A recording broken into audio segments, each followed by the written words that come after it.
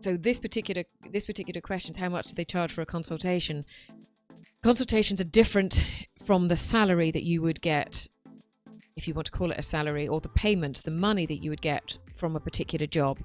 And people charge in different ways, and all designers do it differently. You'll see under these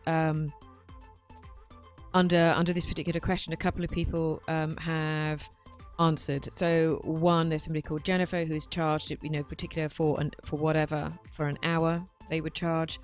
Others for initial consultation. This is the more interesting one, certainly from my point of view.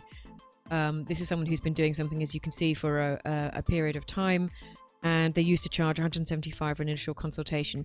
I don't mind the idea of doing that. I must admit, a lot of my stuff I actually don't charge for.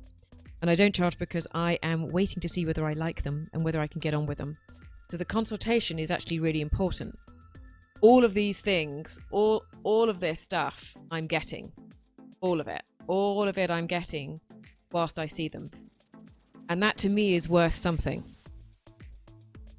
Does this actually mean that you can get away with charging what you want?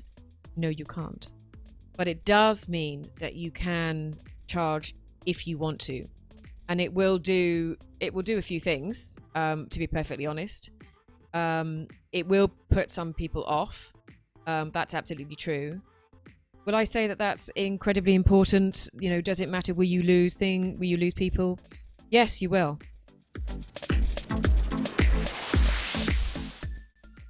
1 hour isn't enough. Let me tell you that. 1 hour is never going to be enough for these types of things.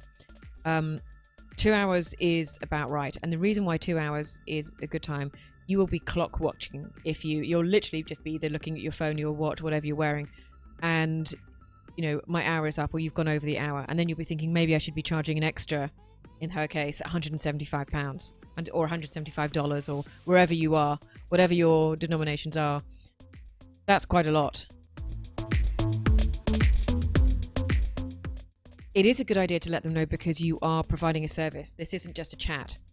However, what about those times when you go and see somebody and they say,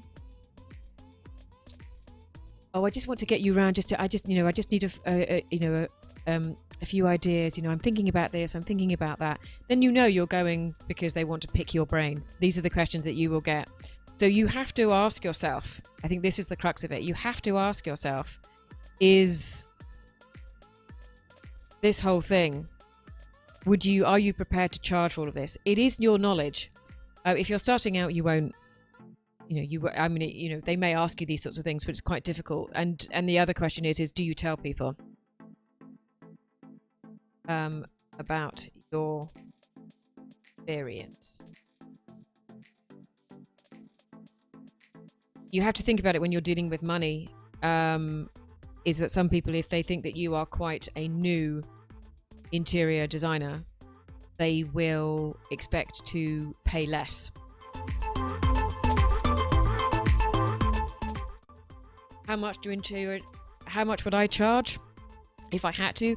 If someone had a gun to my head and said, "Belinda, for your next consultation you have to charge," I might just do a flat fee. I might do something like 75 to 100 or something ridiculous like that. It's almost too ridiculous to even contemplate, really, for me, to actually for charging for a consultation. I do understand it, but I think it's the problem that you have is what is the expectation? Their expectation is going to be something along the lines of, I want you to basically come in and they want to appraise you. Are you good enough? Can you say what you can do? What is right? What is not? Why do a consultation? I'll tell you why. Because you want to see whether you can work with that person. What are they like? Do they have a sense of humor?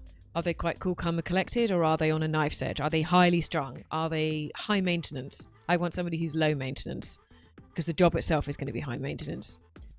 What is their property like? This is imperative to go around and have a look at to see whether you even want to tackle it. How bad a condition is it in? And you can size up how much things are going to cost. Which brings me on to how much money do they want to spend?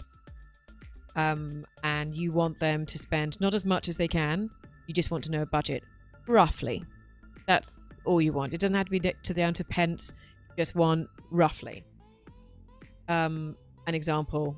You just have to weigh that up in your mind in order to get that right. You also get to see how serious are these people. Are they making the right noises? Are they saying the right things? As in, we've got planning permission. We want to get on with it. We're going to be traveling at the end of the year, so we have a window of time to do this work in, which brings me on to timing. Do you have enough time to do it?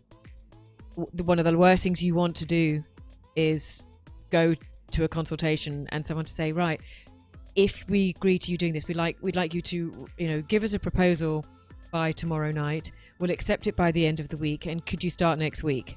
Whoa. No. Do not charge if you are new. This is imperative. You don't have the chops for this. I think don't be grandiose. Well, I've done all of this. I've got my degree. It doesn't matter. You're new. Start small. Don't put the pressure on yourself or on them. It's ridiculous. Do not charge if you are new, and you can charge later. Not every client. You don't have to. You can change later. Don't think that you have to. Everything is set in stone, because it's not. And the bottom line is, don't pay for a consult. Don't charge for a consultation. It's not worth it. I'd rather you go around when you're starting out and get the work in without thinking about money. That's what I'd say about that.